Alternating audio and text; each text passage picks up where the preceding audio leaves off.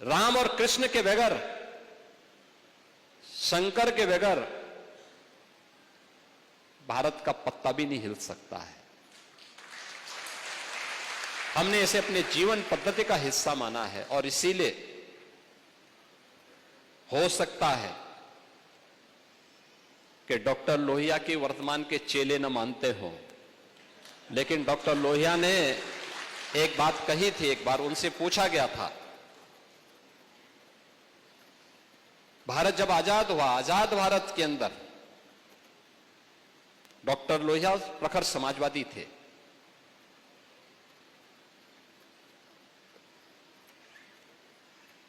कांग्रेस के कट्टर विरोधी थे,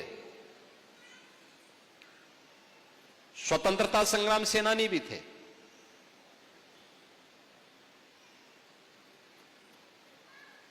आजादी के बाद दुनिया के अंदर आशंका उठाई जा रही थी कि भारत बहुत दिनों तक एक नहीं रह पाएगा, भारत फिर से विभाजित हो जाएगा। उनसे जब पूछा गया कि लोहिया जी बताइए, भारत कब तक एक रहेगा और क्या भारत एक रह पाएगा? उन्होंने कहा, यह प्रश्न भारत पे नहीं उठने चाहिए।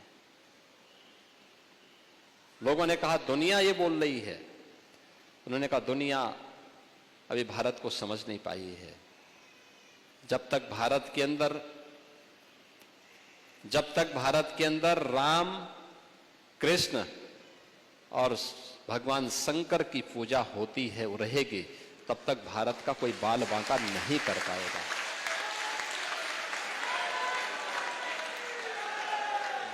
दुनिया की कोई माई का लाल भारत का बाल बांका नहीं कर पाएगा। और यह देश प्रदेश देश के अंदर रामायण मेलों की शुरुआत भी किसी ने प्रारंभ करवाई थी। याद रखना, संत तुलसीदास जी ने रामलीलाओं का प्रचलन उत्तर भारत में करवाया था, रामलीलाओं का। और रामायण मेले का प्रचलन शुरू किया था डॉक्टर लोहिया ने। वे समाजवादी थे। आज के समाजवादी राम भक्तों पर गोली चलाते हैं, लेकिन लोहिया का नाम जपते हैं। मैंने इसीलिए कहा ना, जब व्यक्ति का आचार और विचार में समन्वय नहीं होता है तो उसकी दुर्गति होती है। और जो राम का विरोधी है उसकी तो दुर्गति हमेशा होनी ही होनी है। उसको सफलता नहीं मिल सकती है, उसको सद्गति भी नहीं मिल सकती है।